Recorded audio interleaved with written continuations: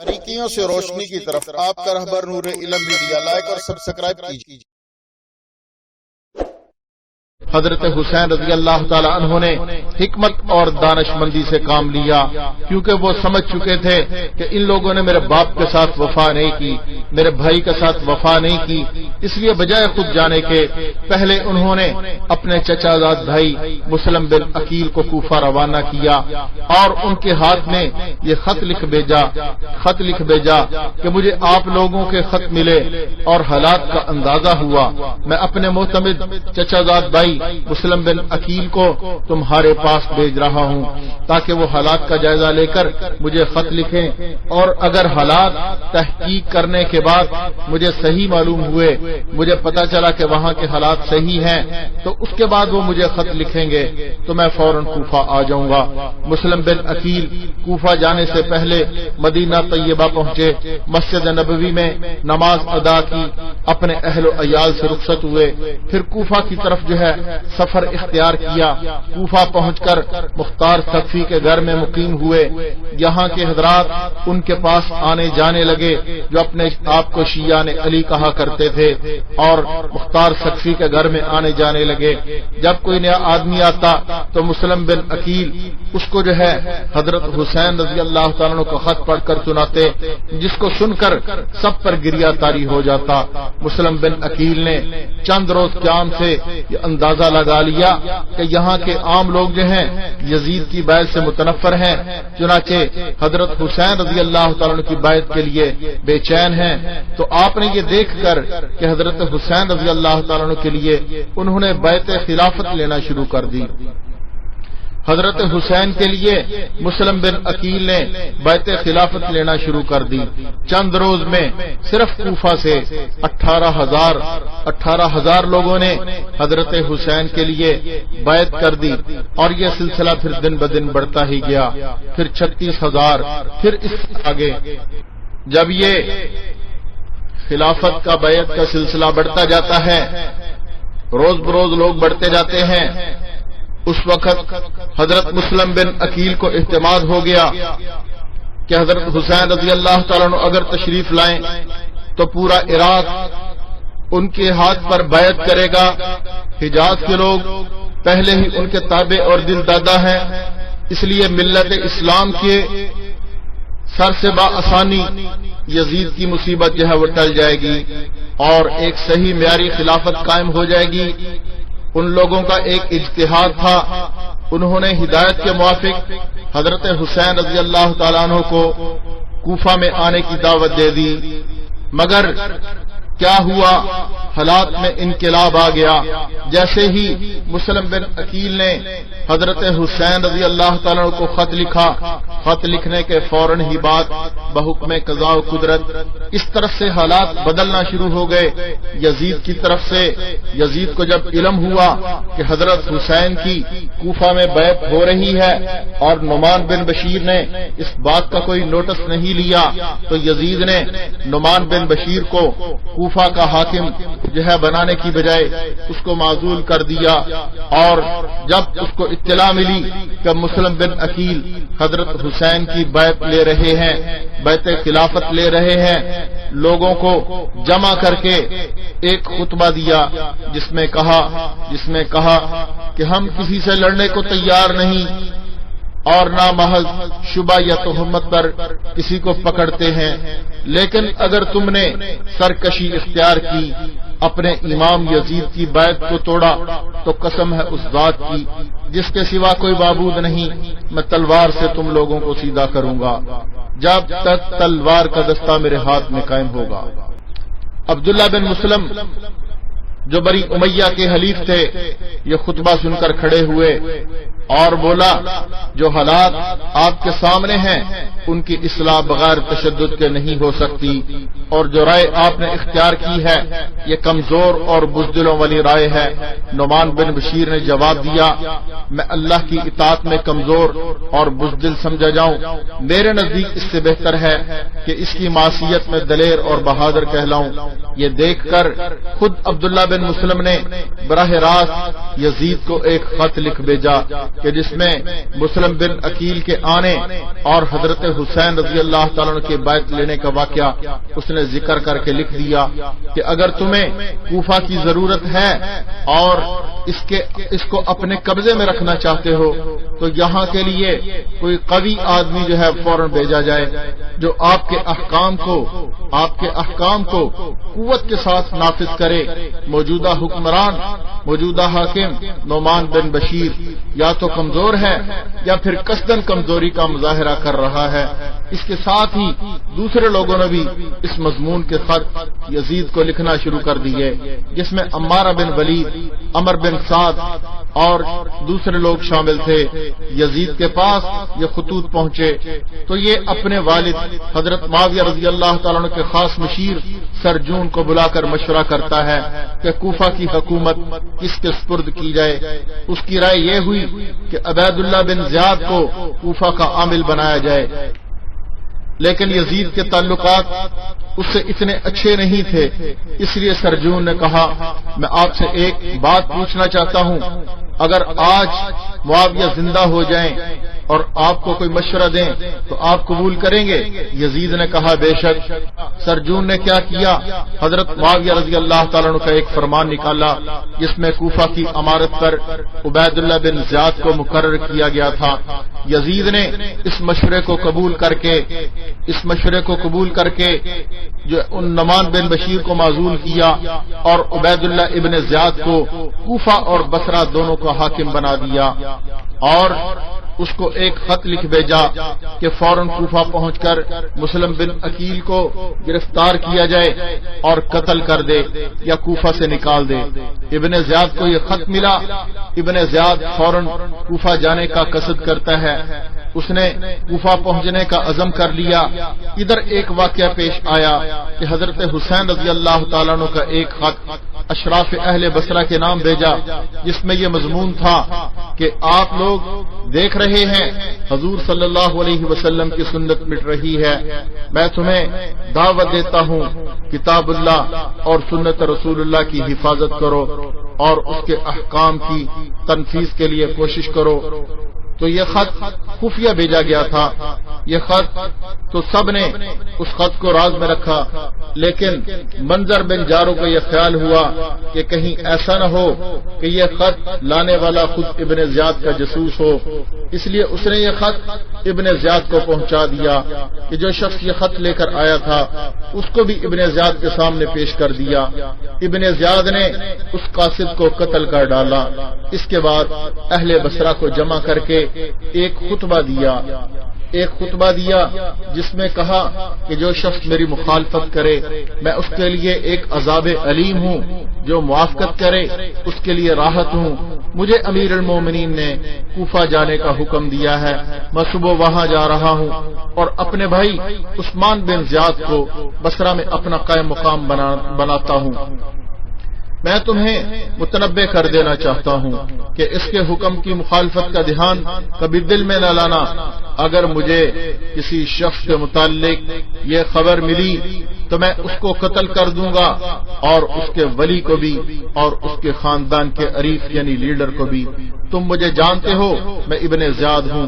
اس کے بعد ابن زیاد اپنے ساتھ مسلم بن عمر باہلی اور شریک ابن اور کو ساتھ لے کر کوفہ کی طرف روانہ ہو گیا۔ کوفہ کے لوگ پہلے سے حضرت حسین رضی اللہ تعالیٰ عنہ کی آمد کے منتظر تھے اور ان میں بہت سے لوگ حضرت حسین کو پہچانتے بھی نہیں تھے۔ جب ابن زیاد کوفہ پہنچا ان لوگوں نے سمجھا کہ یہی حسین ہے اور جس مجلس سے عبداللہ بن زیاد گزرتا سب یوں کہہ کر استقبال کرتے مرحبا بکا یا ابن رسول اللہ، مرحبا بکا یا ابن رسول اللہ۔ جب یہ منظر ابن زیاد نے دیکھا ابن زیاد حیرت زدہ رہ گیا، یہ منظر خاموشی کے ساتھ دیکھتا رہا۔ اور دل ہی دل میں کڑتا رہا کہ کوفہ پر تو حسین کا پورا تسلط ہو چکا ہے، اب پورے شہر کوفہ میں حسین کے آنے کی خبر مشہور ہو گئی، لوگ جوک در جوک زیارت کے لیے آنے لگے، مگر نعمان بن بشیر جو والی کوفہ تھے ان کو خبر ملی تو باوجود یزید کا ملازم ہونے کے اہل بیت کے احترام کو دل میں رکھتے ہوئے اپنے گھر کا دروازہ بند کر کے بیٹھ گئے۔ ابن زیاد ان کے دروازے پر پہنچا، لوگوں کا ایک ہجوم، اس کے ساتھ ان کو حضرت حسین سمجھ کر ابن زیاد کو حضرت حسین سمجھ کر ساتھ جاتا رہا، جن کا شور اور شغب اور ہنگامہ نعمان ابن بشیر نے اندر سے سنا تو وہیں سے آواز دی کہ جو امانت یعنی ولایت کوفہ میرے سپرد ہے وہ آپ کے حوالے نہیں کروں گا، اس کے علاوہ میں آپ سے لڑنا پسند نہیں کرتا۔ اس نے بھی سمجھا کہ حضرت حسین میرے دروازے پہ کھڑے ہیں۔ ابن زیاد خاموشی کے ساتھ یہ سب مظاہرے دیکھتا رہا، والی کوفہ کا معاملہ دیکھ رہا ہے کہ اب اس نے دروازہ کے قریب پہنچ کر آواز دی کہ نعمان دروازہ کھولو، میں ابن زیاد ہوں، یزید کی طرف سے مامور ہو کر آیا ہوں۔ اس وقت دروازہ کھولا گیا، اندر جانے کے بعد پھر بند کر لیا۔ اگلے روز صبح ہی ابن زیاد نے اہل کوفہ کو جمع کر کے ایک تقریر کی اور اس میں کہا کہ امیر المومنین نے مجھے تمہارے شہر کا حاکم بنا کر بھیجا ہے اور حکم دیا ہے کہ تم میں جو شخص مظلوم ہو اس کے ساتھ انصاف کیا جائے، جو اپنے حق سے محروم کر دیا گیا ہے اس کو اس کا حق دیا جائے، جو شخص اطاعت اور فرما برداری کرے اس کے ساتھ اچھا سلوک کیا جائے، اور جو شخص سرکشی کرے اور نافرمانی کرے اس کی حالت اس معاملہ میں مشتبہ ہو اس پر تشدد کیا جائے۔ خوب سمجھ لو میں امیر المومنین کا فرما بردار رہ کر ان کے احکام کو ضرور نافذ کروں گا۔ میں نیک چلن لوگوں کے لیے مہربان باپ اور اطاعت کرنے والے حقیقی بھائی کے جیسا ہوں۔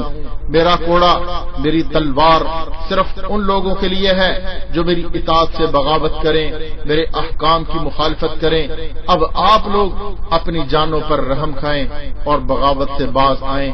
اس کے بعد شہر کے تمام عرفن نمائندوں اور لیڈروں کو خطاب کر کے جو ہے اس نے حکم دیا کہ تمہارے شہر میں جتنے باہر کے پڑوسی ٹھہرے ہوئے ہیں یا یزید کے مخالف ہیں ان سب کی تفصیلات فوراً میرے پاس بھیج دو۔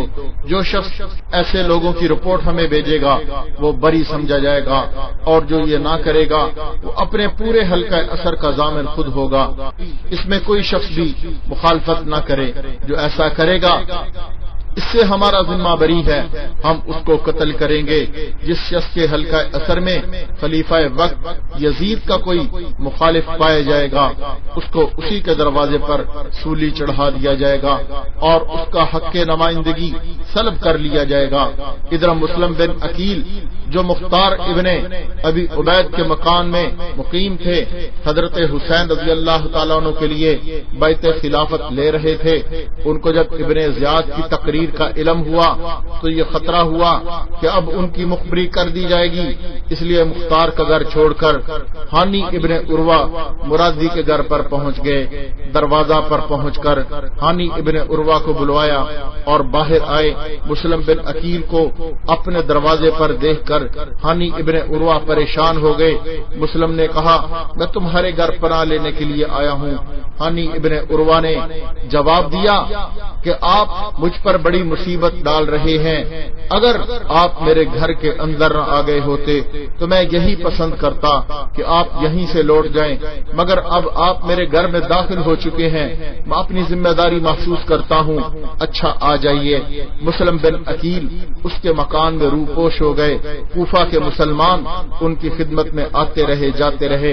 ادھر ابن زیاد نے اپنے ایک خاص ساتھی کو بلا کر 3000 درہم اس کام کے لیے اس کو دیے اور اس کام پر اس کو مامور کیا کہ مسلم بن عقیل کا پتہ لگایا جائے کہ مسلم بن عقیل کہاں پہ چھپا ہوا ہے۔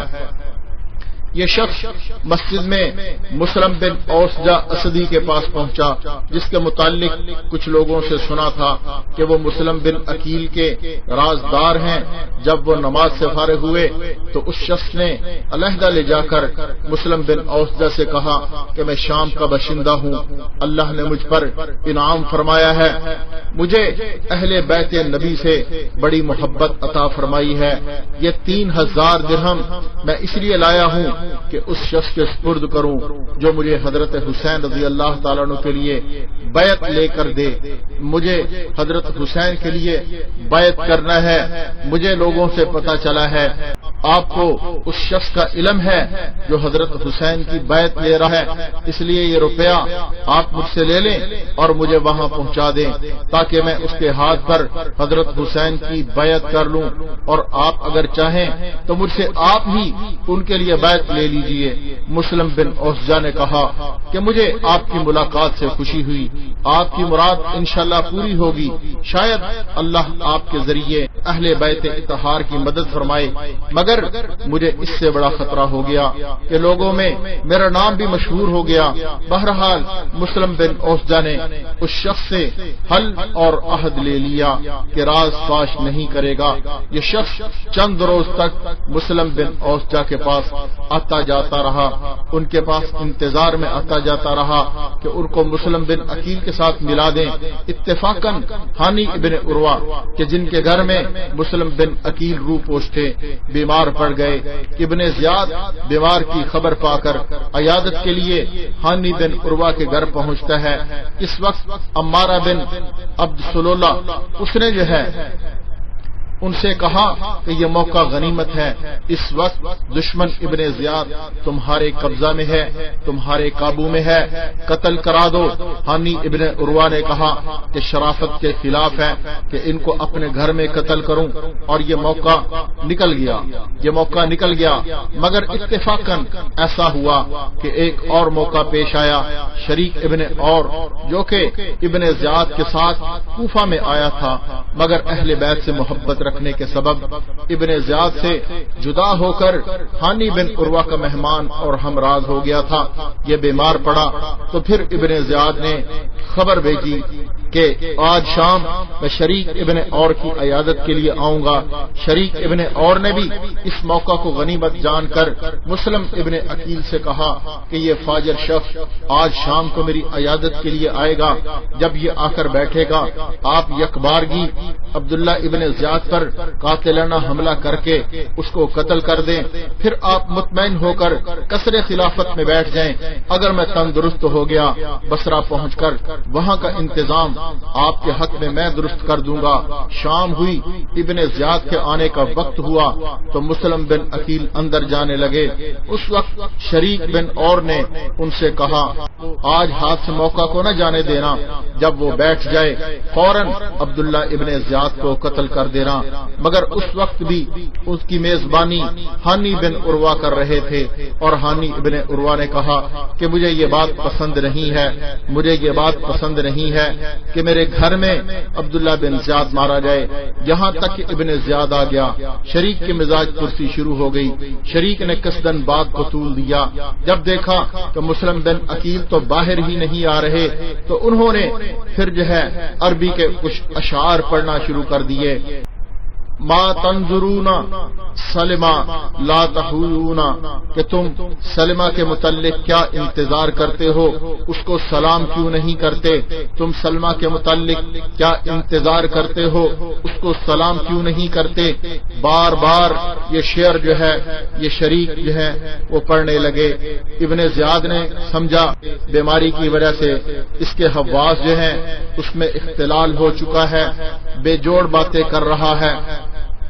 ہانی بن عروہ سے پوچھا، انہوں نے کہا جی ہاں، اس بیماری میں اس کا یہی حال ہے، کبھی کبھی ہذیان کی باتیں کرنے لگتا ہے، ابن زیاد کے ساتھ مہران بھی آیا ہوا تھا۔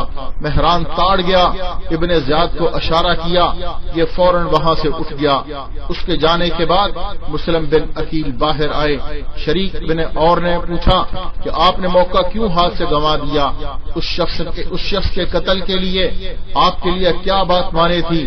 مسلم بن عقیل نے فرمایا 2 خصلتیں مانے ہو گئیں۔ اول تو یہ کہ جس شخص کا پناہ گزین ہوں وہ اس بات کو پسند نہیں کرتا تھا کہ میں اس کو قتل کروں، اور دوسرا یہ کہ ایک حدیث جو حضرت علی کرم اللہ وجہہ نے مجھے سنائی کہ حضور صلی اللہ علیہ وسلم نے فرمایا کہ ایمان ہیلا کے ساتھ اچانک قتل کرنے سے منع کرتا ہے۔ کسی مومن کو جائز نہیں کہ مومن کو ہیلا کر کے اچانک قتل کیا جائے۔ یہاں یہ بات قابل ملاحظہ ہے کہ مسلم بن عقیل اپنی موت کو سامنے دیکھ رہے ہیں، نہ صرف اپنی موت کو بلکہ پورے خاندان اہل بیت کی موت کو اپنے سامنے دیکھ رہے ہیں، اور اس کے ساتھ ایک صحیح اسلامی مقصد کی ناکامی دیکھ رہے ہیں کہ جس شخص کے ہاتھوں یہ سب کچھ ہونے والا ہے اور اس طرح اس کو اپنے قابو میں بھی دیکھ رہے ہیں، بیٹھے بیٹھے اسے ختم کر سکتے تھے، مگر اہل حق خصوصاً اہل بیت اطہار کا جو جوہر شرافت تھا اور تقاضا اتباع سنت تھا، اس کو دیکھتے ہیں، اس کو یاد رکھتے ہیں اور اس پر ہاتھ نہیں اٹھاتے۔ یہی اہل حق کی علامت ہے کہ اپنی ہر حرکت اور سکون، اپنے ہر قدم پر سب سے پہلے یہ دیکھتے ہیں کہ اللہ اور اس کے رسول کے نزدیک ہمارا یہ قدم اٹھانا صحیح ہے یا نہیں۔ اگر کتاب و سنت سے تقاضۂ شرافت سے اس کی اجازت نظر نہ آئے تو اپنا سب کچھ قربان کر دیتے ہیں، مقصد کو نظر انداز کرنے کے لیے تیار ہو جاتے ہیں۔ اس کے بعد شریک نے تو اسی بیماری میں 3 روز کے بعد انتقال کیا۔ اب جس شخص کو ابن زیاد نے 3000 روپے دے کر مسلم بن عقیل کے پیچھے لگایا تھا، وہ مسلم بن اوسجا کے پاس برابر آمد و رفت رکھے ہوئے تھا۔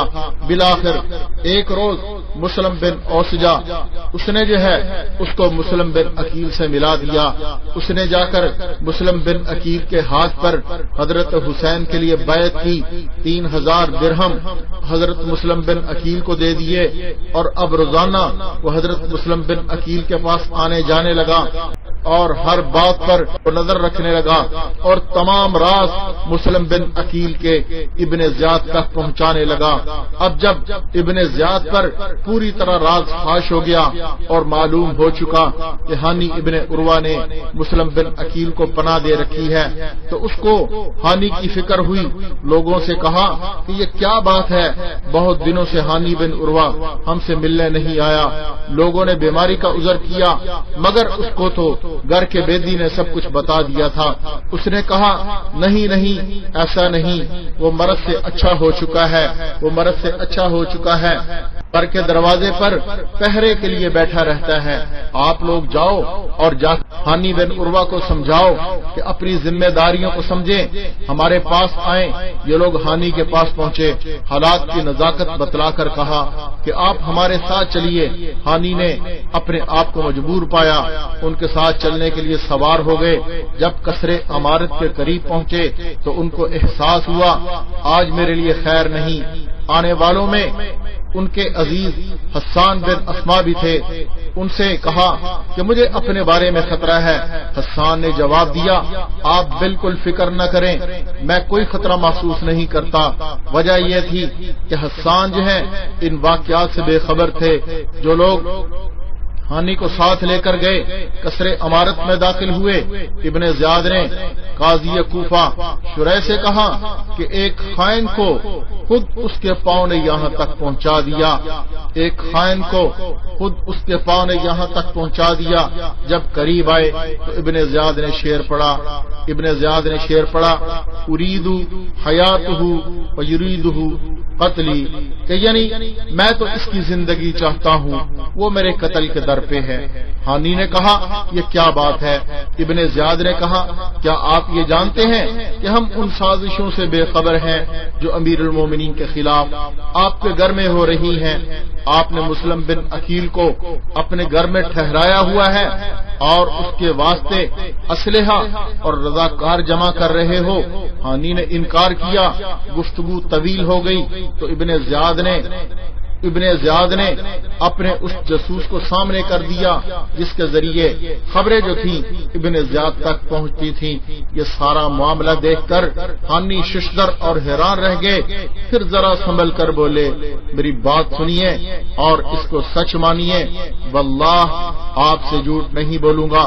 واقعہ یہ ہے بخدا نہ میں نے مسلم بن عقیل کو بلایا نہ مجھے اس کے معاملہ کی کوئی خبر تھی، اچانک ان کو اپنے دروازے پر بیٹھا ہوا دیکھا، مجھ سے میرے گھر مہمان ہونے کے لیے کہا، مجھے اس کی بات رد کرنے سے حیا مانے ہوئی اور اس وجہ سے مجھ پر بہت سی ذمہ داری ہو گئی۔ میں نے مجبور ہو کر انہیں اپنے گھر میں داخل کیا، مہمان بنا لیا، اور اگر اب آپ مجھ پر اطمینان کریں تو میں اپنے گھر جاؤں اور ان کو اپنے گھر سے نکال دوں، آپ کے پاس آ جاؤں۔ ابن زیاد نے کہا خدا کی قسم آپ مجھ سے اس وقت تک جدا نہیں ہوگے جب تک مسلم بن عقیل کو میرے سپرد نہ کر دو۔ ہانی نے کہا میں ایسا ہرگز نہیں کروں گا، اپنے مہمان کو تمہارے سپرد نہیں کروں گا۔ ہانی ابن عروہ کہتا ہے کہ میں اپنے مہمان کو تمہارے سپرد نہیں کروں گا، تم اسے قتل کر دو گے۔ حاضرین مجلس میں مسلم بن عمر باہلی نے ابن زیاد سے کہا کہ مجھے اجازت دیں میں انہیں سمجھاتا ہوں۔ علیحدہ لے گئے اور کہا کہ کیوں اپنے آپ کو ہلاک کرتے ہو، مسلم کو اس کے سپرد کر دو۔ یہ لوگ آپس میں بھائی بھائی ہیں، ایک دوسرے سے نمٹ لیں گے، قتل نہیں کریں گے اور نہ کوئی نقصان ہوگا نہ کوئی نقصان ہوگا۔ اس معاملہ میں آپ کی کوئی رسوائی ہے نہ کوئی آر ہے۔ ہانی نے کہا کہ اس سے زیادہ کیا رسوائی ہو سکتی ہے کہ اپنے مہمان کو اس کے دشمن کے حوالے کر دوں۔ بخدا اگر کوئی میرا یار و مددگار نہ بھی ہوتا، میں تنہا ہوتا جب بھی اپنے مہمان کو اپنی زندگی میں اس کے سپرد نہ کرتا۔ جب ہانی ابن عروہ کی یہ پختگی دیکھی تو ابن زیاد اور اس کے مصاحب خاص مہران نے ہانی کو بالوں سے پکڑ کر مارنا شروع کر دیا، یہاں تک کہ ہانی ابن عروہ کے ناک اور منہ سے خون بہنے لگا اور کہا کہ اب تم مسلم بن عقیل کو ہمارے حوالے کرو گے یا نہیں، ورنہ تمہیں قتل کر دیں گے۔ ہانی نے کہا میرا قتل کر دینا تیرے لیے آسان نہیں ہے، اگر تو ایسا کرے گا تو تمہارے قصر عمارت کو تلواریں گھیر لیں گی۔ اس پر ابن زیاد اور تل ملا گیا اور اس نے جو ہے مار پیٹ شروع کر دی، تشدد شروع کر دیا۔ اسما بن خارجہ جو ہانی کے گھر سے بلا کر لائے تھے ان کو اطمینان دلایا تھا کہ آپ کو کچھ نہیں ہوگا، آپ فکر نہ کریں، وہ اس وقت کھڑے دیکھتے رہے، تکتے رہے اور سختی سے ابن زیاد کو کہا کہ اے غدار تو نے ہمیں ایک شخص کو لانے کے لیے کہا، جب ہم اس کو لے کر آئے تو تو نے اس کا یہ حال کر دیا۔ اس پر ابن زیاد نے ہاتھ روک لیا۔ ادھر شہر میں یہ خبر مشہور ہو گئی، ہانی ابن عروہ قتل کر دیے گئے۔ جب خبر عمر بن حجاج کو پہنچی وہ قبیلہ مسجد کے بہت سے نوجوانوں کو ساتھ لے کر موقع پر پہنچ گئے، ابن زیاد کے مکان کا محاصرہ کر لیا۔ تو اب ابن زیاد کو فکر پڑ گئی۔ قاضی شرح نے کہا کہ آپ باہر جا کر لوگوں کو بتلائیں ہانی ابن عروہ صحیح سالم ہیں، قتل نہیں کیے گئے، میں خود ان کو دیکھ کر ہوں۔ شرح کے ساتھ ایک اپنا آدمی بطور جاسوس لگا دیا کہ وہ ابن زیاد کے کہنے کے خلاف تو کوئی بات نہیں کہتا۔ قاضی شرح کا یہ قول سن کر عمر بن حجاج نے اپنے ساتھیوں سے کہہ دیا کہ اب اطمینان سے واپس چلے جاؤ۔ ہانی ابن عروہ کے متعلق شہادت کی خبر اور اس کے خلاف قبیلہ مسجد کے ہنگامہ اور ابن زیاد کے قصر عمارت کے محاصرہ کی اطلاع جب مسلم بن عقیل کو پہنچی تو وہ بھی مقابلہ کے لیے تیار ہو کر نکلے، اور جن 18,000 لوگوں نے ان کے ہاتھ پر بیعت کی تھی تھی ان کو جمع کیا. 4000 آدمی جمع ہو گئے. جمع ہوتے جا رہے تھے. یہ لشکر ابن زیاد کسر امارت کی طرف بڑھا. ابن زیاد کے کسر کے دروازوں پر جو ہے کفل لگ گئے. ابن زیاد نے اپنے دروازوں پر کفل لگا دیے. مسلم بن عقیل اور ان کے ساتھیوں نے ابن زیاد کے کسر امارت کا محاصرہ کر لیا. مسجد اور بازار ان لوگوں سے بھر گئے جو ابن زیاد کے مقابلہ کے لیے آئے تھے. شام تک ان میں اضافہ ہوتا رہا. ابن زیاد کے ساتھ کسر امارت میں صرف 30 سپاہی تھے اور کچھ اس کے خاندان کے افراد تھے. کچھ خاندان سادات تھے. ابن زیاد نے ان لوگوں میں سے چند ایسے لوگوں کو منتخب کیا کہ جن کا اثر رسوخ ان قبائل پر تھا جو مسلم بن عقیل کے ساتھ محاصرہ کیے ہوئے تھے. ان سے کہا کہ تم باہر جاؤ, جا کر اپنے اپنے حلقہ اثر کے لوگوں کو مسلم بن عقیل کا ساتھ دینے سے روکو. مال و متاع کا لالچ دو, حکومت کا لالچ دو اور انہیں جو ہے حکومت کی طرف سے سزا کا خوف دلا کر جس طرح بھی ممکن ہو ان کو مسلم بن عقیل سے جدا کر دو. ان کو مسلم بن عقیل سے جدا کر دو. ادھر سادات شیعہ کو حکم دیا کہ تم لوگ کسر خلافت کی چھت پر چڑھ جاؤ. کسر امارت کی چھت پر چڑھ کر لوگوں کو مسلم بن عقیل کے خلاف کرو اور ابن زیاد کی بغاوت سے روکو. اسی خوف اور طمع کے ذریعے ان لوگوں کو محاصرہ سے واپس بھیج دو اور ان کو تلقین کرو. جب لوگوں نے اپنے سادات یعنی شیعہ کی زبانی یہ باتیں سننا شروع کی تو متفرق ہونا شروع ہو گئے. عورتیں اپنے بیٹوں اور بھائیوں کو محاذ سے واپس بلانے کے لیے آنے لگیں. یہاں تک کہ مسجد میں ابن عقیل کے ساتھ صرف 30 آدمی باقی رہ گئے. صرف 30 آدمی.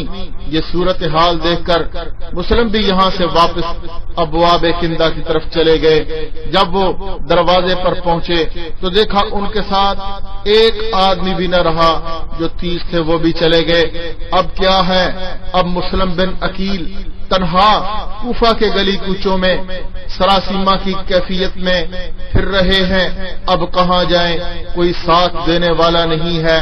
مسلم بن عقیل ساری رات لوگوں کے دروازوں پر گھومتے رہے, پھرتے رہے.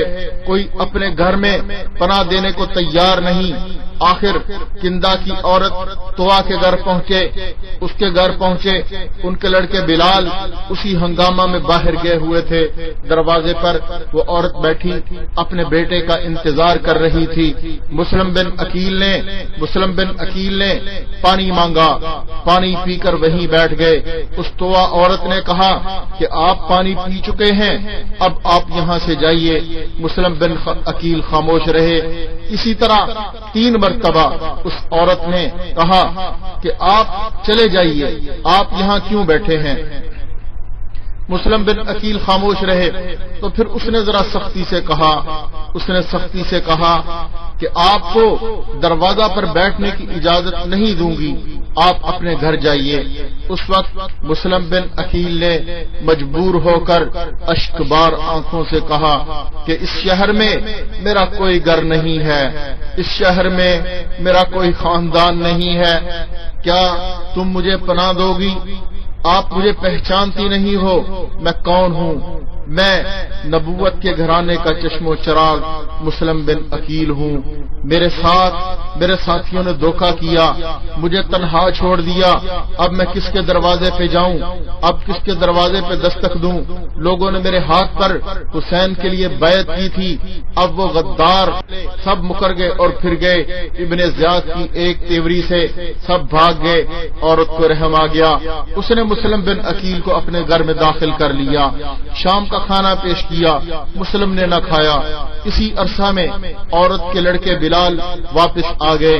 دیکھا کہ ان کی والدہ بار بار ایک کمرے میں آ رہی ہے جا رہی ہے. بلال نے بات پوچھی تو عورت نے اپنے لڑکے سے چھپایا. جب اس کے بیٹے نے اصرار کیا کہ اماں آخر کیا بات ہے, تم اس کمرے میں بار بار کیوں آ جا رہی ہو, تو اس کی والدہ نے ایک شرط پر بتلایا کہ کسی سے اس بات کا اظہار نہ کرنا. اس طرف ابن زیاد نے جب دیکھا کہ لوگوں کا شور و شراب قصر کے گرد نہیں ہے تو اپنے سپاہی بھیج کر اس نے دیکھا، کہا کہ صورتحال دیکھو اب کیا صورتحال ہے۔ انہوں نے آ کر بیان کیا کہ میدان صاف ہے، کوئی نہیں۔ اس وقت ابن زیاد اپنے قصر سے اتر کر مسجد میں آیا اور منبر پر بیٹھ کر اس نے جو ہے اپنے خاص لوگوں کو اپنے گرد بٹھایا اور اعلان کیا، لوگوں سے کہا کہ جاؤ لوگوں سے کہو کہ مسجد میں جمع ہو جائیں۔ لوگ مسجد میں جمع ہونا شروع ہو گئے، مسجد بھر گئی۔ ابن زیاد نے خطبہ دینا شروع کیا اور کہا کہ ابن عقیل بے وقوف جاہل نے جو کچھ کیا تم سب نے دیکھ لیا۔ اب ہم یہ اعلان کرتے ہیں جس شخص کے گھر میں ابن عقیل کو پائیں گے ہمارا ذمہ اس سے بری ہے، اور جو کوئی اس کے ساتھ ہوگا وہ اپنے اس بات کا خود ذمہ دار ہوگا، اور جو اس کو پکڑ کر ہمارے پاس پہنچائے گا ہم اس کو انعام دیں گے۔ اور اپنی پولیس کے افسر حسین ابن نمیر کو حکم دیا کہ شہر کے تمام گلی کوچوں کا وہ محاصرہ کرے، تمام گلی کوچوں کا وہ جو ہے پہرا دے، تمام گلی کوچوں میں تلاشی لے، ہر گھر کی تلاشی لے۔ گویا کہ حسین ابن نبیر نے حکم کی تعمیل کرتے ہوئے شہر کے تمام گلی کوچوں کے دروازوں پر پہرا لگا دیا تاکہ کوئی باہر نہ جا سکے۔ پھر تمام گھروں کی تلاشی لینا شروع کر دی۔ اسی تلاشی کے درمیان جب اس عورت کے لڑکے بلال نے یہ محسوس کیا کہ اب جو ہے ہماری خیر نہیں، ہماری مخبری ہو جائے گی، بالآخر اگر حضرت مسلم بن عقیل ہمارے گھر سے گرفتار ہو گئے تو پھر ہماری خیر نہیں۔ اس نے مخبری کی، عبد الرحمن بن محمد بن اشعث کو اس کا پتہ بتا دیا، اور بلال نے کہا تو مسلم بن عقیل تو ہمارے گھر میں چھپا ہوا ہے، جس شخص کی تمہیں تلاش ہے وہ تو میرے گھر میں ہے۔ اب کیا ہوا کہ عبد الرحمن نے اپنے باپ محمد بن اشعث کو، اس نے ابن زیاد کو اس بات کی اطلاع کر دی۔ ابن زیاد نے محمد بن اشعث کی سرکردگی میں 70 سپاہیوں کا ایک دستہ مسلم بن عقیل کو گرفتار کرنے کے لیے بھیج دیا۔ مسلم بن عقیل کا 70 سپاہیوں سے تنہا مقابلہ کرنا مشکل تھا۔ مسلم بن عقیل نے جب ان سپاہیوں کی آوازیں سنی تلوار لے کر دروازے پر آ گئے اور پھر سب کے مقابلہ کی ٹھان لی۔ اب جناب مسلم بن عقیل ان کا مقابلہ کرنے کے لیے تیار ہو گئے، ان کو مقابلہ کر کے اس گھر سے باہر نکال دیا۔ پھر وہ لوگ لوٹے، پھر مسلم بن عقیل نے ان پر تلوار چلائی، ان کا مقابلہ کیا۔ اس مقابلہ میں مسلم بن عقیل زخمی ہو گئے، مگر مسلم بن عقیل کسی کے قابو میں نہ آئے۔ یہ لوگ چھت پر چڑھ گئے، چھت پر چڑھ کر ان لوگوں نے مسلم بن عقیل پر پتھر برسانا شروع کر دیے، اس گھر کو آگ لگا دی۔ مسلم بن عقیل ان کے سب حربوں کا تنہا دلیرانہ مقابلہ کرتے رہے۔ محمد بن اشعث نے ان کے قریب پہنچ کر پکارا اور کہا کہ مسلم بن عقیل میں تمہیں امان دیتا ہوں، اپنی جان کو ہلاک مت کرو، میں تم سے جھوٹ نہیں بول رہا، یہ لوگ تمہارے چچا زاد بھائی ہیں، تمہیں قتل نہیں کریں گے۔ ابن زیاد تمہارا چچا زاد بھائی ہے، تمہیں قتل نہیں کرے گا، تمہیں نہیں مارے گا۔ مسلم بن عقیل تنہا 70 سپاہیوں کا مقابلہ کرتے کرتے زخموں سے چور ہو کر تھک گئے، تھک کر ایک دیوار سے کمر لگا کر ٹیک لگا کر بیٹھ گئے۔ ان کو ایک سواری پر سوار کیا گیا، مسلم بن عقیل کو گرفتار کر لیا گیا اور ان سے ہتھیار چھین لیے گئے۔ ہتھیار لینے کے بعد مسلم بن عقیل کو گرفتار کر کے ان کو لے جایا جانے لگا۔ تو مسلم بن عقیل کو جب لے جایا جانے لگا تو کہنے لگے پہلی بدعہدی تو آپ لوگوں نے یہ کی کہ مجھے امن دینے کے لیے مجھے کہا اور مجھ سے تم لوگوں نے ہتھیار چھین لیے۔ محمد بن اشعث نے کہا نہیں، آپ کوئی فکر نہ کریں، آپ کے ساتھ کوئی ناگوار معاملہ نہیں کیا جائے گا۔ ابن زیاد نے فرمایا یہ محض باتیں ہیں، یہ محض باتیں ہیں۔ اور اس وقت ابن عقیل کی آنکھوں سے آنسو جاری ہو گئے. مسلم بن عقیل کی آنکھیں بھر آئیں، رونے لگے. محمد بن اشعث کے ساتھ عمر بن عبید بھی تھا جو ان کو امان کا مخالف تھا. اس نے کہا اے مسلم، جو شخص ایسا اقدام کرے جو آپ نے کیا، جب پکڑ لیا جائے تو اس کو روکنے کا حق نہیں، اس کو روکنے کا حق نہیں. ابن عقیل نے فرمایا میں اپنی جان کے لیے نہیں روتا، میں اپنی جان کے لیے نہیں روتا، بلکہ میں تو حسین اور آل حسین کی جانوں کے لیے رو رہا ہوں. میں تو حسین اور آل حسین کی جانوں کے لیے رو رہا ہوں جو عنقریب میری تحریر پر کوفہ پہنچنے والے ہیں، اور پھر ان کے ساتھ یہ طوفان بدتمیزی برپا کیا جائے گا اور تمہارے ہاتھوں اس بلا میں گرفتار ہوں گے جس میں میں گرفتار ہو چکا ہوں. اس کے بعد محمد بن اشعث سے کہا کہ تم نے مجھے امان دی ہے، میرا گمان ہے کہ تم اپنے اس امان سے عاجز ہو جاؤ گے، لوگ تمہاری بات نہیں مانیں گے اور مجھے قتل کر دیں گے، تو کم از کم تم میری ایک بات مان لو، وہ یہ کہ ایک آدمی حضرت حسین کے پاس فوراً روانہ کر دو جو ان کو ان حالات کی اطلاع دے دے، اور یہ کہہ کر ان کو راستہ سے ہی واپس بھیج دے کہ اپنے اہل بیت کو لے کر واپس لوٹ جائیں، اپنے اہل بیت کو لے کر واپس لوٹ جائیں. کوفہ والوں کے خطوط سے دھوکہ نہ کھائیں، یہ وہی لوگ ہیں کہ جن کی بے وفائی سے گھبرا کر آپ کے والد اپنی موت کی تمنا کیا کرتے تھے. محمد بن اشعث نے حلف کے ساتھ یہ وعدہ کر لیا کہ میں ایسا ہی کروں گا. اس کے ساتھ ہی محمد بن اشعث نے اپنا وعدہ پورا کیا، ایک آدمی کو خط دے کر حضرت حسین کی طرف بھیج دیا. حضرت حسین رضی اللہ تعالیٰ عنہ اس وقت مقام زیالہ تک پہنچ چکے تھے. محمد بن اشعث کے قاصد نے یہاں پہنچ کر خط جو ہے ان کو دیا. خط پڑھ کر حضرت حسین رضی اللہ تعالیٰ عنہ نے فرمایا کہ جو چیز ہو چکی ہے وہ ہو کر رہے گی، ہم صرف اللہ ہی سے اپنی جانوں کا ثواب چاہتے ہیں اور امت کے فساد کی فریاد کرتے ہیں.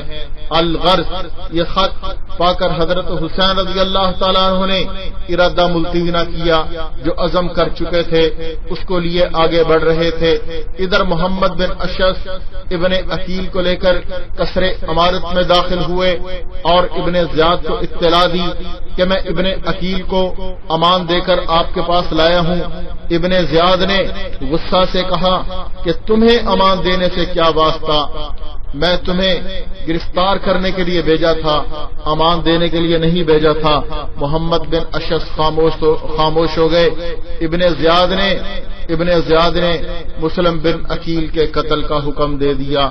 مسلم بن عقیل پہلے ہی سمجھے ہوئے تھے کہ محمد بن اشعث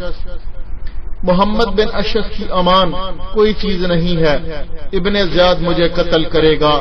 مسلم بن عقیل نے کہا مجھے وصیت کرنے کی مہلت دو، مجھے وصیت کرنے کی مہلت دو. ابن زیاد نے کہا کہ آپ کو مہلت دی. انہوں نے عمر بن سعد سے کہا کہ میرے اور عمر بن سعد کے درمیان قرابت ہے، میں اس قرابت کا واسطہ دے کر کہتا ہوں کہ مجھے تم سے ایک کام ہے جو راز میں تنہائی میں ہی بتلا سکتا ہوں. عمر بن سعد نے اس کو سننے کی ہمت نہ کی. ابن زیاد نے کہا کہ کچھ مذاکرہ نہیں، تم سن لو. ان کو علیحدہ لے گئے. مسلم بن عقیل نے کہا کام یہ ہے کہ میرے ذمہ 700 درہم قرض ہیں جو میں کوفہ کے فلاں آدمی کے دینے ہیں، وہ میری طرف سے آپ ان کو ادا کر دینا. دوسرا کام یہ ہے کہ حسین کے پاس ایک آدمی بھیج کر اس کو راستہ سے واپس کر دو. یہاں کے حالات تمہارے سامنے ہیں، جو کچھ میرے ساتھ ہونے والا ہے وہ بھی تمہارے سامنے ہے. عمر بن سعد نے ابن زیاد سے ان کی وصیت کو پورا کرنے کی اجازت مانگی. تو اس نے کہا کہ بے شک امین آدمی کبھی خیانت نہیں کرتا، تم ان کا قرض ادا کر سکتے ہو۔ باقی رہا حسین کا معاملہ، سو اگر وہ ہمارے مقابلہ کے لیے نہ آئیں تو ہم بھی مقابلہ کے لیے نہیں جائیں گے، اور اگر وہ مقابلہ کے لیے آئیں گے تو ہم مقابلہ کریں گے۔ ابن زیاد نے کہا کہ اے مسلم تم نے بڑا ظلم کیا ہے، مسلمانوں کے مضبوط نظم و نسق کو تم نے جو ہے وہ تفرقہ ڈالنے کی کوشش کی۔ مسلمان ایک نظم و نسق پر متفق ہو چکے تھے، ایک کلمہ پر متفق ہو چکے تھے، سب ایک امام کے تابع تھے، تم نے آ کر جو ہے ان میں تفرقہ ڈالا، لوگوں کو اپنے امیر کے خلاف بغاوت پر آمادہ کیا۔ مسلم بن عقیل نے فرمایا معاملہ یہ نہیں بلکہ اس شہر کوفہ کے لوگوں نے ہمیں خطوط لکھے کہ تمہارے باپ نے ان کے نیک اور شریف لوگوں کو قتل کر دیا، ان کو خون نحق میں جو ہے ان کو غلطاں کر دیا، ان کو خون میں تڑپایا، یہاں کے عوام پر کیسر و کسرا جیسی حکومت کرنا چاہیے، اس لیے ہم مجبور ہوئے عدل قائم کرنے کے لیے، کتاب و سنت کے احکام کو نافذ کرنے کے لیے اور لوگوں کو کتاب و سنت کی طرف بلانے کے لیے، تاکہ لوگوں کو سمجھائیں۔ اس پر ابن زیاد اور بھی زیادہ اس نے مسلم بن عقیل کو برا بلا کہنا شروع کر دیا۔ مسلم بن عقیل خاموش ہو گئے۔ ابن زیاد نے حکم دیا کہ ان کو قصر خلافت کی اوپر والی منزل پر لے جاؤ۔ مسلم بن عقیل کو قصر خلافت کی اوپر والی منزل پر لے جاؤ اور اوپر جا کر مسلم بن عقیل کو قتل کر کے اس کا سر کاٹ کر نیچے پھینک دو۔ مسلم بن عقیل کو اوپر لے جایا گیا۔ جب وہ اوپر گئے وہ تسبیح اور استغفار کر رہے تھے، اوپر پہنچے، ابن زیاد کے حکم کے موافق مسلم بن عقیل کو اوپر کی منزل پر لے جا کر شہید کر دیا گیا اور ان کا سر نیچے ڈال دیا گیا۔ انا للہ و انا الیہ راجعون۔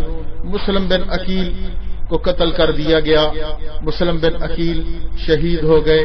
اس کے بعد ہانی بن عروہ جس نے پناہ دی تھی، ہانی بن عروہ کے قتل کا اس نے فیصلہ کیا اور ان کو بازار میں لے جا کر قتل کیا گیا۔ ابن زیاد نے ہانی بن عروہ اور مسلم بن عقیل دونوں کے سر کاٹ کر یزید کے پاس بھیج دیے۔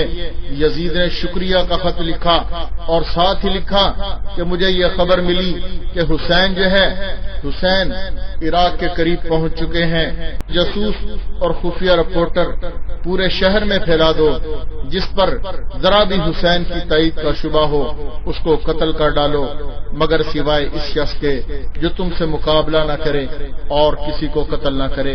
حضرت حسین رضی اللہ تعالیٰ عنہ کے پاس اہل کوفہ کے 150 خطوط اور بعض روایت کے مطابق جو ہے وہ 1200 خطوط، بعض کے مطابق 12,000 خطوط اور بہت سے وفد جا چکے تھے، اور پھر مسلم بن عقیل کے ہاتھ پر یہاں کے 18,000 لوگ اور پھر اس سے بھی زیادہ، بعض روایت کے مطابق 36,000 جو ہے بیعت کر چکے تھے۔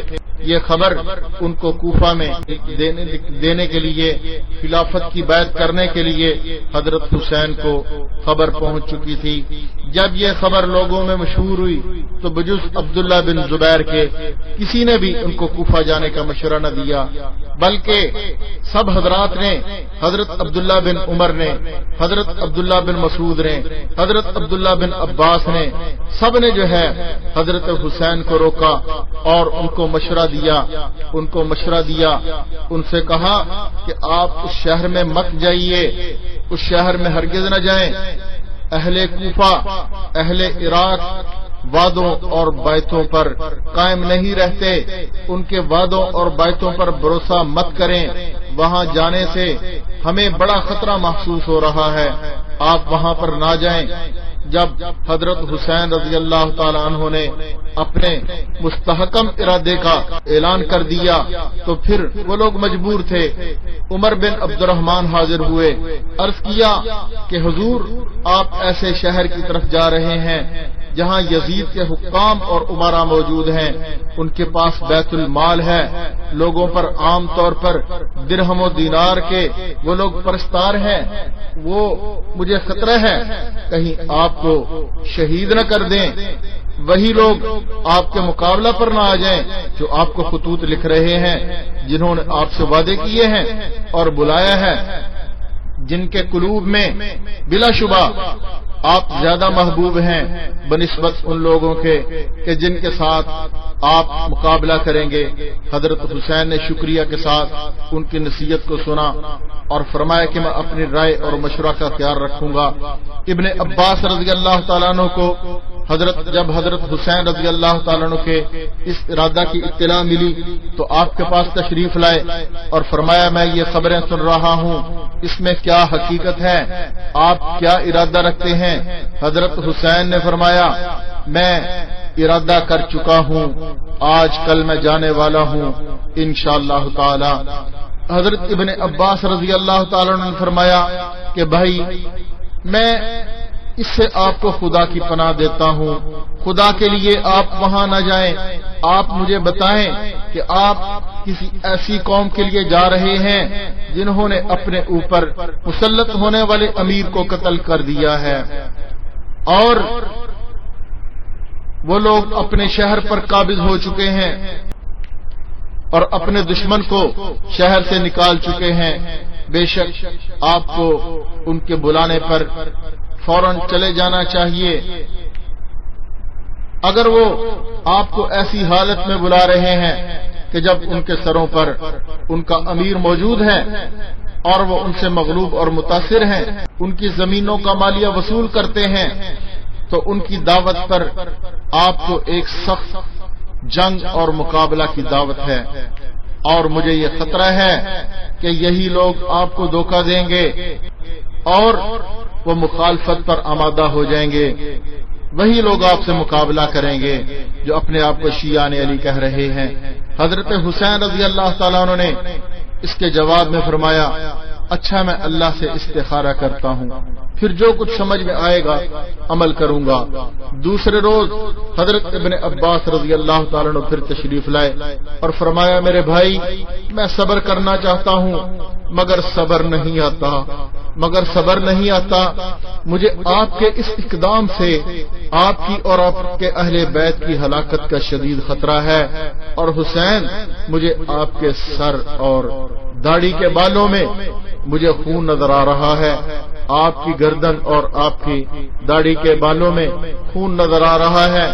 اہل عراق عہد شکن ہے، اہل عراق کوفہ والے بے وفا ہیں، آپ کے ساتھ وفا نہیں کریں گے، آپ ان کے پاس مت جائیے، مکہ میں اقامت کریں، آپ اہل حجاز کے مسلم رہنما ہیں، آپ ان کے سردار ہیں، اگر اہل عراق آپ سے مزید تقاضا کریں تو آپ ان کو لکھیں، آپ ان سے کہیں پہلے اپنے امیر اور حکام کو اپنے شہر سے نکالو پھر مجھے بلاؤ میں آ جاؤں گا، اگر یہاں سے جانا ہی ہے تو آپ یمن میں چلے جائیں، وہاں بہت محفوظ قلعے ہیں اور پہاڑیاں ہیں، طول و عرض میں وہ خطہ ہے، وہاں آپ کے والد کے متبعین بھی کثرت سے ہیں، اس طرح آپ لوگوں کے ہنگاموں سے جدا رہ کر بذریعہ خطوط حق کی اشاعت کریں اور حمایت کریں، آپ وہاں پر بعافیت رہ سکیں گے۔ حضرت حسین نے فرمایا ابن عباس میں جانتا ہوں آپ ایک ناصح اور مشفق ہیں، مگر میں عزم کر چکا ہوں، اس کو فسخ کرنے کی طبیعت آمادہ نہیں ہو رہی۔ ابن عباس نے فرمایا میرے بھائی اگر آپ جانا طے کر ہی چکے ہیں تو خدا کے لیے حسین اپنی عورتوں اور بچوں کو ساتھ مت لے جائیے، مجھے خوف ہے کہیں آپ اسی طرح اپنی عورتوں اور بچوں کے سامنے قتل نہ کر دیے جائیں جس طرح حضرت عثمان کو ان کی بیوی نائلہ کے سامنے قتل کر دیا گیا تھا۔ حضرت حسین اپنے نزدیک ایک دین ضرورت سمجھ کر خدا کے لیے عزم کر چکے تھے، مشورہ دینے والوں نے ان کو خطرات سے آگاہ کیا مگر مقصد کی اہمیت نے ان کو خطرات کا مقابلہ کرنے کے لیے مجبور کیا۔ ذی الحجہ کا مہینہ 60 ہجری 3 یا 8 8ویں تاریخ کو آپ مکہ سے کوفہ کے لیے روانہ ہوئے۔ بعض روایت کے مطابق 10 ذی الحجہ کے بعد آپ مکہ سے کوفہ کی طرف روانہ ہوئے۔ اس وقت یزید کی طرف سے مکہ کا حاکم عمر بن سعید بن عاص مقرر ہوئے تھے۔ اس کو ان کی روانگی کی خبر ملی تو چند آدمی راستہ پر آپ کو روکنے کے لیے بھیجے۔ حضرت حسین رضی اللہ تعالیٰ عنہ نے واپسی سے انکار فرمایا، آگے بڑھ گئے۔ راستے میں اہل بیت کا محب شاعر فرزوق ملتا ہے۔ فرزوق شاعر عراق کی طرف سے آتا ہوا ملا۔ حضرت حسین رضی اللہ تعالیٰ عنہ کو دیکھ کر کہا کہ اے حسین، آپ کہاں کا ارادہ کر رہے ہیں؟ حضرت حسین نے پر کاٹ کر ان سے پوچھا کہ یہ بتلاؤ کہ اہل عراق اور کوفہ کو تم نے کس حال میں چھوڑا؟ فرزوق نے کہا کہ اچھا ہوا کہ آپ نے ایک واقف حال تجربہ کار سے بات پوچھ لی۔ میں آپ کو بتاتا ہوں کہ حسین اہل عراق کے قلوب تو آپ کے ساتھ ہیں، مگر ان کی تلواریں بنی امیہ کے ساتھ ہیں، ان کی تلواریں یزید کے ساتھ ہیں۔ تقدیر آسمان سے نازل ہوتی ہے، اللہ تعالیٰ جو چاہتا ہے کرتا ہے۔ حضرت حسین نے فرمایا کہ فرزوق تم نے سچ کہا، اور فرمایا اللہ کے ہاتھ میں ہے، تمام کام جو چاہتا ہے وہ کرتا ہے۔ اب ہمارا رب ہر روز نئی شان میں ہے۔ اگر تقدیر الہی ہماری مراد کے موافق ہوئی تو ہم اللہ کا شکر ادا کریں گے، اور ہم شکر کرنے میں بھی اسی اعانت کے طلبگار رہیں گے، اور ادائے شکر کی توفیق اللہ رب العزت ہمیں دے۔ اور اگر تقدیر الہی ہماری مراد میں حائل ہو گئی تو وہ شخص خطا پر نہیں کہ جس کی نیت حق کی حمایت ہو، جس کے دل میں خوف خدا ہو، حضرت حسین رضی اللہ تعالیٰ عنہ یہ کہہ کر آگے بڑھے۔ عبداللہ بن جعفر نے جب حضرت حسین کی روانگی کی خبر پائی تو ایک خط لکھ کر اپنے بیٹوں کے ہاتھ بھیج دیا کہ بیٹو تیزی سے جا کر یہ خط حسین کو پہنچا دو، اور راستہ ہی میں حضرت حسین کو واپس لے آؤ، اور راستہ میں حضرت حسین کو یہ خط دے دو۔ خط کا مضمون یہ تھا کہ میں خدا کے لیے حسین آپ سے سوال کرتا ہوں، آپ میرا خط پڑھتے ہی مکہ کی طرف واپس لوٹ آئیں۔ میں محض خیر خواہانہ عرض کر رہا ہوں، مجھے آپ کی ہلاکت کا خطرہ ہے اور خوف ہے کہ آپ کے سب اہل بیت اور اصحاب ختم کر دیے جائیں، اور اگر خدا نخواستہ آج آپ ہلاک ہو گئے، زمین کا نور بجھ جائے گا، کیونکہ آپ مسلمانوں کے پیشوا اور ان کی آخری امید ہیں۔ آپ چلنے میں جلدی نہ کریں، حسین آپ واپس آ جائیں، اس خط کے پیچھے میں خود آ رہا ہوں، میرا انتظار کرنا، والسلام۔ یہ خط لکھ کر عبداللہ بن جعفر نے پہلے یہ کام کیا کہ یزید کی طرف سے والی مکہ عمر بن سعید کے پاس تشریف لے گئے اور ان سے کہا کہ آپ حسین کے لیے ایک پروانہ اور ایک امان لکھ دیں، تحریری وعدہ دے دیں، اگر حسین واپس آ جائیں ان کے ساتھ مکہ میں اچھا سلوک کیا جائے گا۔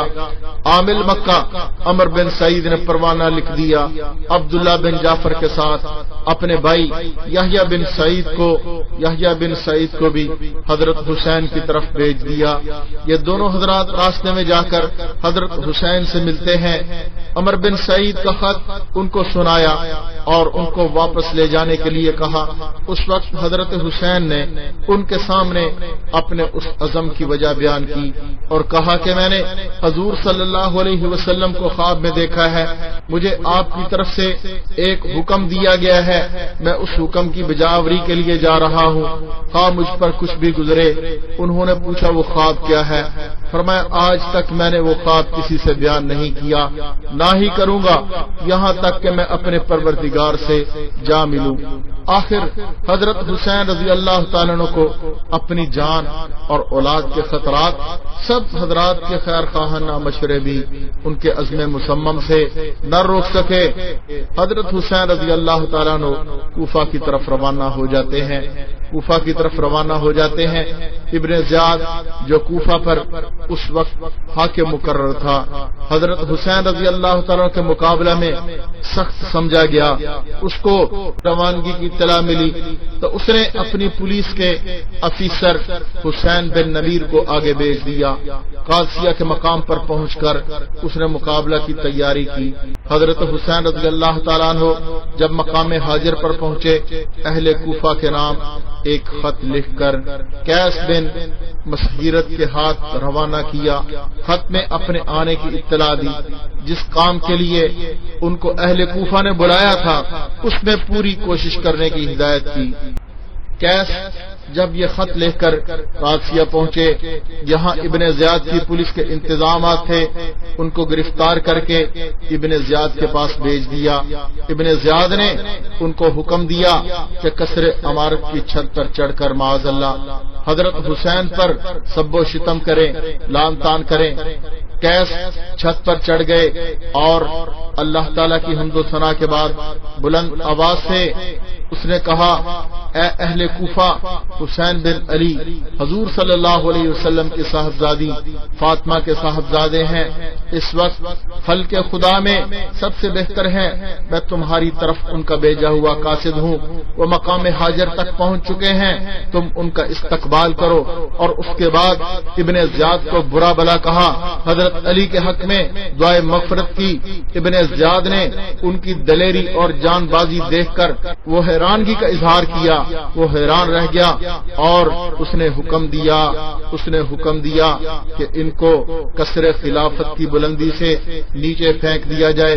ظالموں نے اس کے حکم کی تعمیل کی۔ قیس کو محل کے قصر خلافت کی چھت سے گرا کر نیچے کر دیا گیا۔ قیس کے ٹکڑے ٹکڑے ہو گئے، قیس شہید ہو گئے اور راستے میں عبداللہ بن مقی سے ملاقات ہوئی۔ حضرت حسین رضی اللہ تعالیٰ عنہ کوفہ کی طرف بڑھ رہے تھے، راستے میں ایک جگہ پر پڑاؤ کیا، اچانک عبداللہ بن متی سے ملاقات ہو گئی۔ حضرت حسین کو دیکھ کر کھڑے ہو گئے اور عرض کیا کہ حسین، میرے ماں باپ آپ پر قربان، آپ کہاں جا رہے ہیں، کیا مقصد ہے؟ حضرت حسین نے اپنا ارادہ بتایا۔ عبداللہ نے بڑی الآہ اور آہوزاری سے عرض کیا، اے ابن رسول اللہ، میں تمہیں اللہ اور عزت اسلام کا واسطہ دے کر کہتا ہوں، میں آپ کو اللہ اور اس کے رسول کا عزت اسلام کا واسطہ دے کر کہتا ہوں، خدا کے لیے حسین اپنے اس ارادے سے رک جائیں، اپنے اس ارادوں کو ترک کر دیں۔ میں آپ کو اللہ کی قسم دیتا ہوں، حرمت قریش اور حرمت عرب کا واسطہ دیتا ہوں، اگر آپ بنی امیہ سے ان کے اقتدار کو لینا چاہیں گے تو وہ آپ کو قتل کر دیں گے، اگر خدا نخواستہ انہوں نے آپ کو قتل کر ڈالا تو پھر دنیا میں ایسا کوئی نہیں رہے گا جس سے ان کو کوئی خوف ہو۔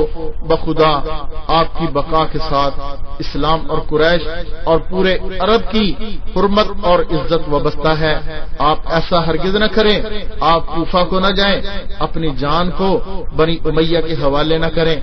مگر حضرت حسین رضی اللہ تعالیٰ عنہ نے اپنا ارادہ ملتوی نہ کیا، کوفہ کی طرف روانہ ہو گئے۔ مسلم بن عقیل نے محمد بن اشعث سے یہ عہد لیا تھا کہ ان کے حالات کی اطلاع حضرت حسین کو پہنچائے گا، ان کو راستہ سے واپس کر دے گا۔ محمد بن اشعث نے حسب وعدہ آدمی بھیج کر ان کو اطلاع کرا دی، یہ خط اور پھر ان کے قتل کی اطلاع دوسرے ذرائع سے حضرت حسین کو مقام صالبہ میں مل چکی تھی۔ یہ خبر سن کر ان کے بعض ساتھیوں نے ان سے با اصرار عرض کیا، خدا کے لیے آپ یہیں سے واپس ہو جائیں، خدا کے لیے آپ یہیں سے واپس لوٹ جائیں، کیونکہ کوفہ میں آپ کا کوئی یار و مددگار نہیں، حسین کوفہ میں آپ کا کوئی ساتھی نہیں، بلکہ ہمیں کبھی اندیشہ ہے کہ کوفہ کے یہی لوگ جنہوں نے آپ کو دعوت دی ہے، یہی غدار آپ کے مقابلہ میں آ جائیں گے۔ مگر یہ سن کر بنو عقیل کے لوگ کھڑے ہو گئے، کہنے لگے، واللہ ہم مسلم بن عقیل کا قصاص لیں گے، ان کا انتقام لیں گے اور انہی کی طرح اپنی جان کو قربان کر دیں گے۔ حضرت حسین بھی اب تو سمجھ چکے تھے کہ کوفہ میں ان کے لیے کوئی گنجائش نہیں اور نہ ہی اس دینی مقصد کا کوئی امکان ہے، اس کے لیے یہ عہنی عزم کر چکے تھے، لیکن بنو عقیل کے اس اصرار پر، مسلم بن عقیل کے قتل پر، مسلم بن عقیل کے تازہ صدمہ سے متاثر ہو کر انہوں نے کہا کہ مسلم بن عقیل کی زندگی کے بعد کوئی زندگی نہیں، مسلم بن عقیل کی زندگی کے بعد کوئی خیر نہیں، اور ساتھیوں سے بعد نے یہ بھی کہا کہ آپ مسلم بن عقیل نہیں ہیں حسین، آپ مسلم بن عقیل نہیں ہیں، آپ کی شان کچھ اور ہے، اور ہمیں امید ہے کہ جب اہل کوفہ آپ کو دیکھیں گے آپ کے ساتھ ہو جائیں گے، یہاں تک کہ پھر آگے بڑھنا جو ہے شروع کر دیا، سفر کرنا شروع کر دیا، مقام زیالہ پر پہنچ کر پڑاؤ کیا۔ راستہ میں حضرت حسین کا جس مقام سے گزر ہوتا، جس مقام سے آپ گزرتے اور لوگوں کو معلوم ہوتا، کچھ لوگ ان کے ساتھ ہو جاتے، اور یہاں بھی کچھ لوگ ساتھ ہو لیے۔ مقام زیالہ پہنچ کر یہ خبر ملی کہ آپ کے رضائی بھائی عبداللہ بن لقیط کہ جن کو راستہ سے مسلم بن عقیل کی طرف بھیجا تھا وہ بھی قتل کر دیے گئے۔ یہ خبریں پانے کے بعد حضرت حسین اپنے دوستوں کو جمع کرتے ہیں اور کہتے ہیں کہ اہل کوفہ نے ہمیں دھوکہ دیا، ہمارے متبعین ہم سے پھر گئے، اب جس کا جی چاہے واپس ہو جائے، میں کسی کی ذمہ داری اپنے سر نہیں لینا چاہتا، بلکہ اعلان کر دیا ہمارے ساتھ جو بھی آیا ہے، جو لوٹنا چاہتا ہے واپس چلا جائے۔ اس اعلان کے بعد جو لوگ راستہ سے ساتھ ملے تھے، جو بدوی لوگ تھے، وہ سب داہنے باہنے چل دیے، سب واپس چلے گئے۔ اب حضرت حسین کے ساتھ صرف وہی لوگ رہ گئے جو مکہ سے ان کے ساتھ چلے تھے۔ یہاں سے روانہ ہو کر مقام عقبہ پہنچے، ایک عرب ملے، کہا کہ حسین میں آپ کو خدا کی قسم دیتا ہوں آپ واپس لوٹ جائیں، آپ نیزوں اور بھالوں میں تلواروں کی طرف جا رہے ہیں، جن لوگوں نے آپ کو بلایا ہے شہر سے نکال کر آپ کو بلاتے تو پھر بات اور تھی، اب ان کا دشمن شہر میں موجود ہے، آپ کو بلانے کا کوئی تک نہیں بنتا، شہر میں آپ کے خلاف سب لوگ ہیں، آپ کو بلا کر وہاں جانا ٹھیک نہیں ہے، آپ وہاں نہ جائیں، صحیح رائے یہ ہے کہ آپ یہاں سے واپس لوٹ جائیں۔ اپنے دشمن سے خود نپٹتے، اس کو شہر سے نکال کر آپ کو بلاتے تو آپ کا وہاں جانا ایک صحیح رائے ہوتی، لیکن اس حال میں کسی طرح آپ کا جانا مناسب نہیں۔ حضرت حسین نے فرمایا تم جو کہہ رہے ہو مجھ پر پوشیدہ نہیں، لیکن تقدیر الہی پر کوئی غالب نہیں آ سکتا۔ حضرت حسین اور ان کے ساتھی چلتے رہتے ہیں۔ باریکیوں سے روشنی کی طرف آپ کا رہبر نور علم میڈیا، لائک اور سبسکرائب کیجیے۔